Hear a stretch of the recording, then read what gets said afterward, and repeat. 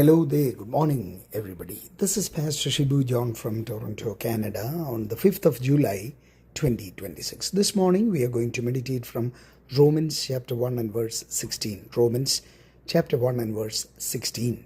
For I am not ashamed of the gospel, for it is the power of God for salvation to everyone who believes, to the Jew first and also to the Greek.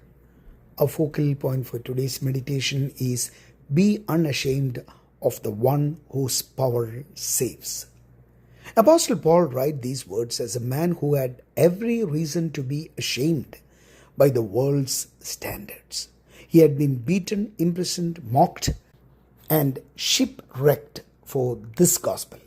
He was about to go to Rome, the seat of power that worshipped Caesar as Lord. And yet he says plainly, I am not ashamed. The world still tries to shame the gospel today.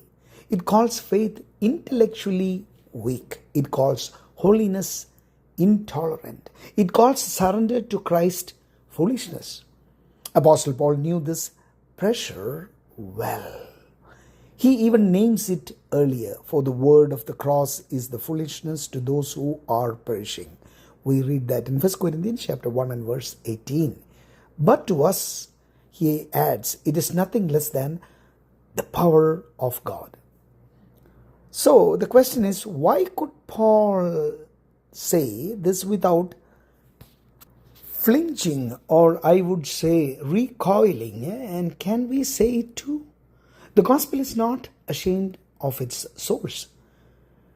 Here the apostle does not defend the gospel with clever arguments. He defends it by pointing to its origin. It's the power of God, not human wisdom, not persuasive rhetoric or I would say speech, but divine power.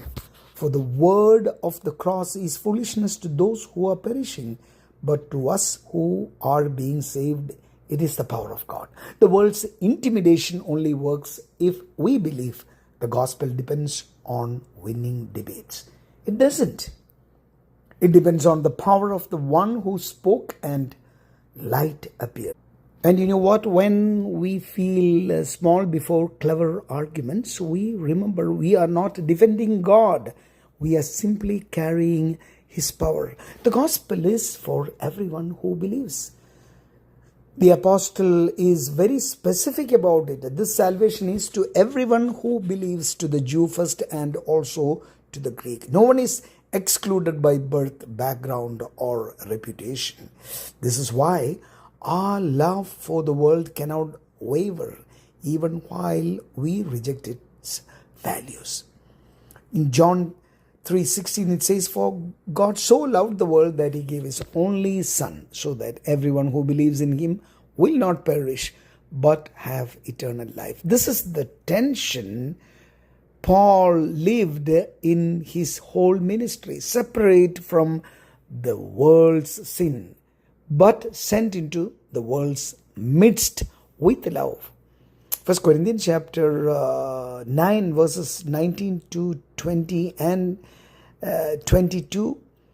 He says, for though I am free from all men, I have made myself a slave to all, so that I may win more people. To the Jews I became a Jew, so that I might win Jews. I have become all things to all people, so that I may by all means save some.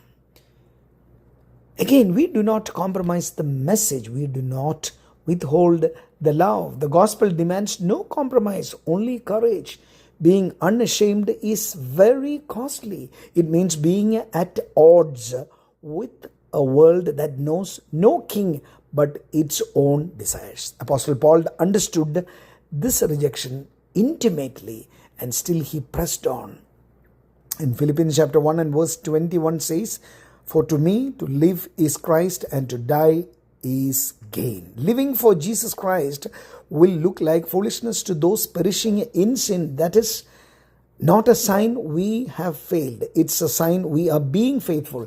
The early believers were called a peculiar people for good reason. Their allegiance was elsewhere. In 1 Peter chapter 2 and verse 9 says, But you are a chosen race, a royal priesthood, a holy nation, a people for God's own possession, so that you may proclaim the excellencies of him who has called you out of darkness into his marvelous light. The world will keep trying to shame us into silence through intellectual scorn, or I would say reject, social pressure, or the sting of being called foolish. But Apostle Paul's confession stands, I am not ashamed, not because the gospel is easy to defend, but because it does not need defending. It needs proclaiming.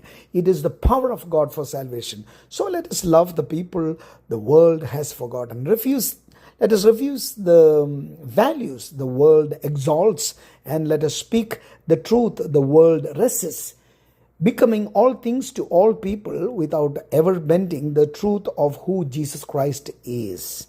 Again, let me repeat that verse one more time. For I am not ashamed of the gospel, for it is the power of God for salvation to everyone who believes. So let everyone know the glorious truth of his life. Have a very blessed day, and God be with you.